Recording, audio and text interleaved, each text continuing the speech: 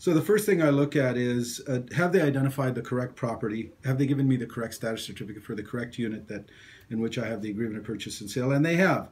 And then I look to see if there's been any arrears owing by the condo unit for any common element fees. And I look for their budget information, where they are in their reserve fund, if there's any special assessments, if there's any expected or soon to be costs incurred by the condominium.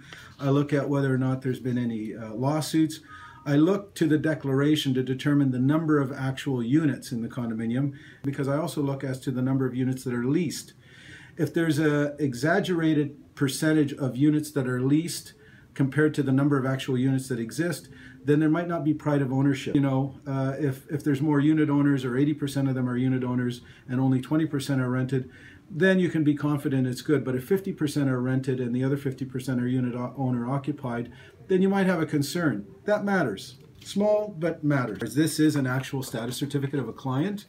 And in fairness, to ensure confidentiality, I will not disclose any names or address locations. So what is a status certificate? A status certificate is essentially that. It is a certificate signed by the agent of the condominium certifying the status of the condominium. You want to know what is the condition of this corporation. As a unit owner, when you buy into a condominium, you're buying the shell. You become a unit owner, but you do not own the bricks and mortar. The condo corporation owns the bricks and mortar. Really kind of an executive summary, and then you have all these attachments, these inclusions, which are important, and I go through them, and I've looked at these thousands and thousands of times. That's a pretty thick package there, isn't it, Karmel? It is, everything in there. but I know what to look for. Okay. I know what to look for because, as you know, there's a lot of repetition, boilerplate stuff, but there are things that I know must be reviewed. I look to see if they have sufficient and valid insurance coverage.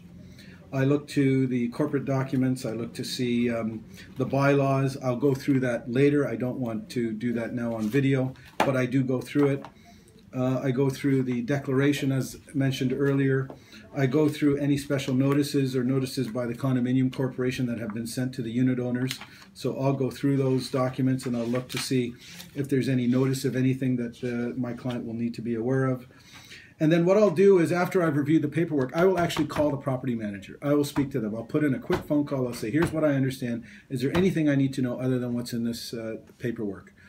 And sometimes I actually learn that there is.